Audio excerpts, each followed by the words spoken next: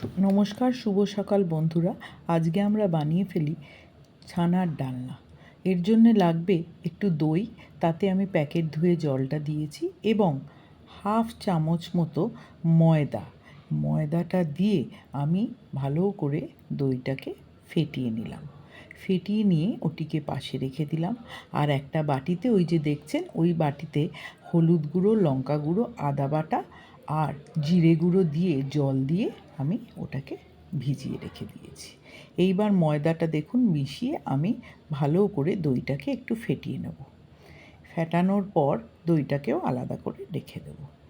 রেখে কড়াইয়ে আগে থেকে বসিয়ে দেয়া ছোট ছোট আলুগুলোকে আমি ভাজতে দিয়েছিলাম। সেই ভাজার মধ্যে ওই গুঁড়ো মশলার গোলাটা আর আদা বাটা যেটা মেশানো আছে সেটা দিয়ে দিলাম। সেটার মধ্যে নুন আলুতে আমি আগেই দিয়েছিলাম, কারণ আমরা নুনটা খুবই কম খাই।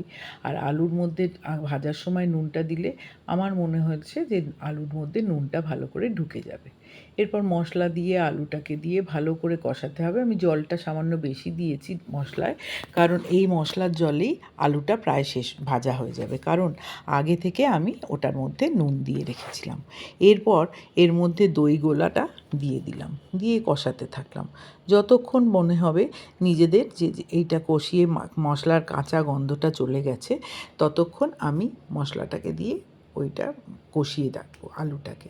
এবং কষাতে কষাতে দেখবেন একটা সময় পুরো জিনিসটা শুকনো শুকনো হয়ে গিয়ে তেলটা উঠে আসছে।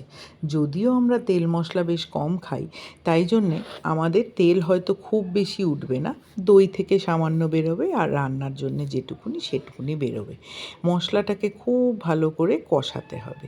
কষাতে কষাতে দেখবেন গ্রেভিটা একটু শুকিয়ে আসছে এবং মশলার তেলটা আস্তে আস্তে ওপরে উঠে আসছে। এরপর এই যে রান্নাটার কষাচ্ছেন, কষাতে কষাতে আপনি বুঝতে পারবেন যে জিনিসটা কতটা হয়ে এসছে।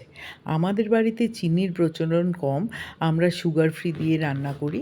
যেহেতু চিনি আমার বাড়িতে আমার হাজব্যান্ড খান না, ওই জন্যে এর মধ্যে একটু সুগার ফ্রি পরিমাণ মতো, যেহেতু নিরামিষ রান্না, এটা একটু আমরা মিষ্টি মিষ্টিই খাই। তার মধ্যে দিয়ে ভালো করে কষাতে থাকলাম। কষিয়ে কষিয়ে যখন মনে হবে যে জিনিসটা অনেকটা হয়ে গেছে, তখন তেলটা আস্তে আস্তে দেখুন ওপরে উঠে আসছে, তখন আমরা এর মধ্যে কি দেব?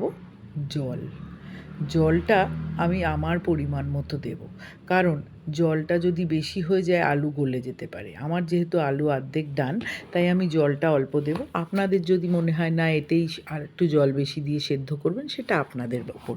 আপনার রান্না আপনার হাতেই একরকম তৈরি হয়, আমার হাতে সেই রান্নাই আমার মতো তৈরি হয়।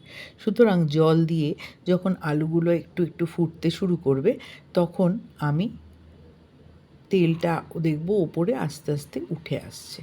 তার মধ্যে আমি আস্তে করে আমার আগে থেকে চৌকো চৌকো করে ভাজা ছানাগুলো দিয়ে দেব। এরপর ছানা দিয়ে এগুলোকে নাড়াচাড়া করতে করতে আপনাদের একবার মনে করিয়ে দিই, ভালো লাগলে আমার এই ভিডিওটাতে লাইক অ্যান্ড শেয়ার করবেন।